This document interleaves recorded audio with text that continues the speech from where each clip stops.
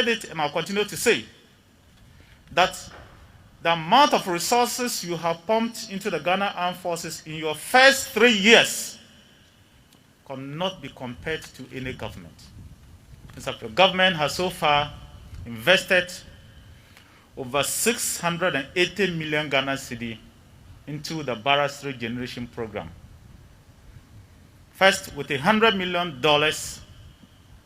and of course, 30 million Ghana cedi into the edifice we see today. The Duala Barracks Regeneration Project, which is being commissioned today, as you can see, consists of 4 blocks of 4-story, 2-bedroom, 16 flats, totaling 64 flats.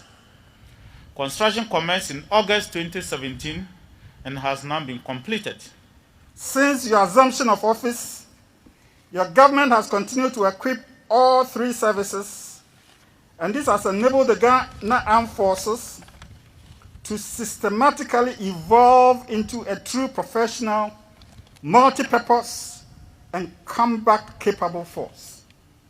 We recall the recent presentation of various kinds of vehicles, including luxurious coaches, utility administration vehicles, staff cars, armored personnel carriers, water tankers, motorbikes, among others. We also take note of the commencement of work at the Islembo Forward Operating Base, the transformational works at the Ghana Military Academy, the sports complex in 6th Garrison, the planned acquisitions to enhance our border security, and the innumerable welfare packages we have received. For these, we thank you. It is always good to come to Burma camp. The first time I have done so this year, the virus notwithstanding. And I thank the Minister for Defense, the Chief of Defense Staff, and the Military High Command for the invitation. We are gathered here for one simple reason, and that is to commission this project, the new Duala Barracks, which is part of the Barracks Regeneration Project initiated by government in 2017 to address the accommodation challenges of the armed forces and thereby ease the discomfort the troops and their families have been confronted with over the years. At my maiden Wasa in March 2017, I assured you, the officers, men and women of the armed forces, that one of my most important duties as your commander-in-chief will be the enhancement of your welfare. Over the last 3 years, we have worked diligently to improve the state of operational readiness of the armed forces by retooling all the services to enable you to perform your roles more efficiently and effectively. One plank of this welfare enhancement package is the Barracks Regeneration Project, which has resulted in the completion of the new Duala Barracks. Today, 64 families will be the beneficiaries of 4 new blocks of 64 apartments. Each of these apartments has a living room, 2 bedrooms, a kitchen, and standard sanitary facilities. It is gratifying to note that similar ongoing accommodation projects are nearing completion at the Airborne Force, 6th Infantry Battalion in Tamale, and other garrisons. In due course, they will also be commissioned. And I assure you, the government remains committed to dealing with the matters of accommodation of the armed forces. I urge the Military High Command to ensure that these accommodation units are well maintained, with a special appeal going to the new occupants. This must make sure that these facilities stand the test of time. In particular, they must be mindful of fire outbreaks, which have taken their toll on both office and residential accommodation of the armed forces in the recent past. Since I'm here, I have to tell you something also about your roads, the barracks roads. I've been assured by the Minister for Roads and Highways, the Honorable Kwesi Amwakwata, Member of Parliament for Atiwa West, who is vigorously implementing the execution of an extensive nationwide roads program, that the sod will be cut next week for the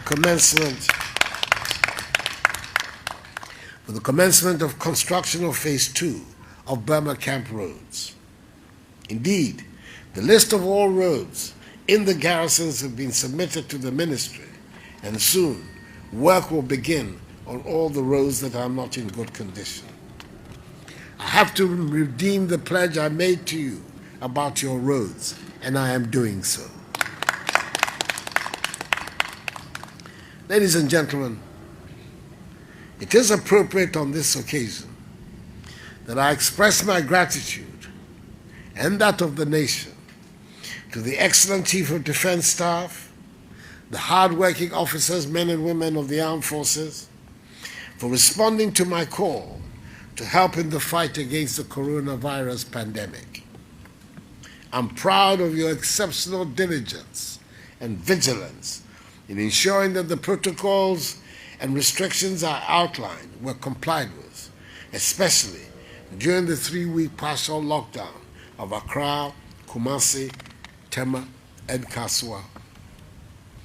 You have been at the forefront of the battle to tackle this national emergency, and your efforts have been laudable in the areas of medical support, logistics chain management, the enforcement of the restrictive measures, and operations on land, sea, and air. Your cooperation with the other security agencies has been exemplary, including helping the Immigration Service to secure our borders. Indeed, the country has taken notice of the strengthening of relations between you and the citizenry, evidenced in your remarkable contribution towards ridding our cities of filth, disinfecting markets, and providing water and other basic services to the needy and vulnerable.